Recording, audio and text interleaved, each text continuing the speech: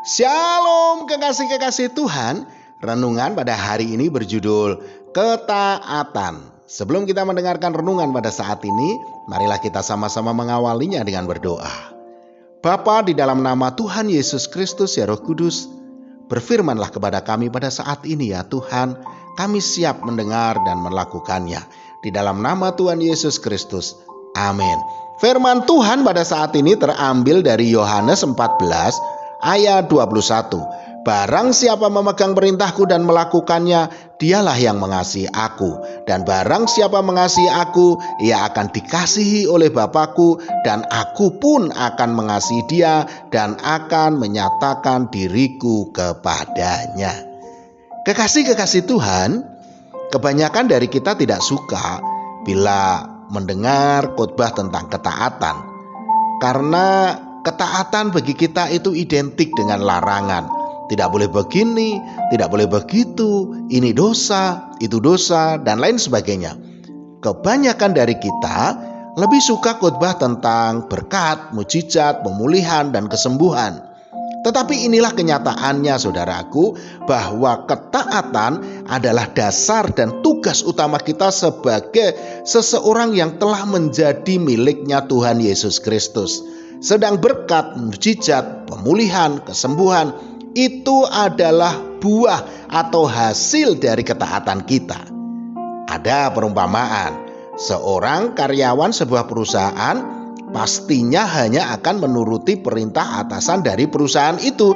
Taruhlah perusahaan itu namanya perusahaan A, sebab perusahaan A itulah yang menggajinya.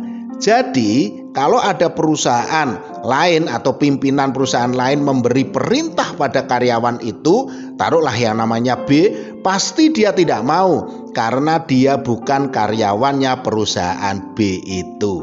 Demikian juga kita saudaraku, kalau kita ini hidup taat dan menuruti perintah Tuhan, berarti kita ini adalah hambanya Tuhan, kita adalah anaknya Tuhan, kita miliknya Tuhan. Tetapi kalau kita tidak mau taat dan tidak mau menuruti firman Tuhan, tetapi malah menuruti dosa dan nafsu kedagingan, kita bukanlah miliknya Tuhan, tetapi kita adalah hambanya dosa. Roma 6 ayat 16 mengatakan, apakah kamu tidak tahu bahwa apabila kamu menyerahkan dirimu kepada seseorang sebagai hamba untuk mentaatinya, kamu adalah hamba orang itu yang harus kamu taati, baik dalam dosa yang memimpin kamu kepada kematian maupun dalam ketaatan yang memimpin kamu kepada kebenaran. Hal ini juga dipertegas lagi oleh Tuhan Yesus dalam Lukas 6 ayat 46. Mengapa kamu berseru kepadaku, Tuhan, Tuhan, padahal kamu tidak melakukan apa yang aku katakan? Saudaraku, inilah yang menjadi kunci jawaban. Mengapa ada doa yang tak terjawab?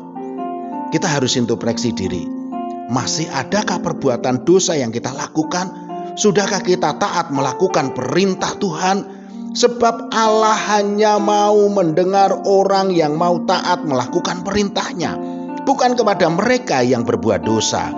Dikatakan dalam Yohanes 9 ayat 31, kita tahu bahwa Allah tidak mendengarkan orang-orang berdosa, melainkan orang-orang yang saleh dan yang melakukan kehendaknya. Saudaraku, ketaatan adalah bukti kita mengasihi Tuhan.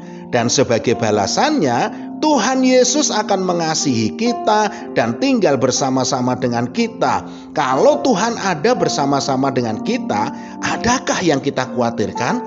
Adakah sesuatu yang tidak bisa kita dapatkan? Dan adakah masalah yang tidak bisa terselesaikan? Untuk itulah saudaraku, berbaliklah kepada Tuhan dengan cara taat menjadi pelaku firman-Nya. Maka buahnya adalah berkat Tuhan akan tercurah secara melimpah kepada kita. Amin. Mari kita berdoa. Bapa, di dalam nama Tuhan Yesus Kristus ya Roh Kudus, mampukanlah kami dengan kuasa Roh Kudus-Mu untuk kami tetap taat melakukan perintah-Mu. Dalam nama Tuhan Yesus Kristus. Amin. Selamat beraktivitas dan tetap semangat. Tuhan Yesus Kristus memberkati.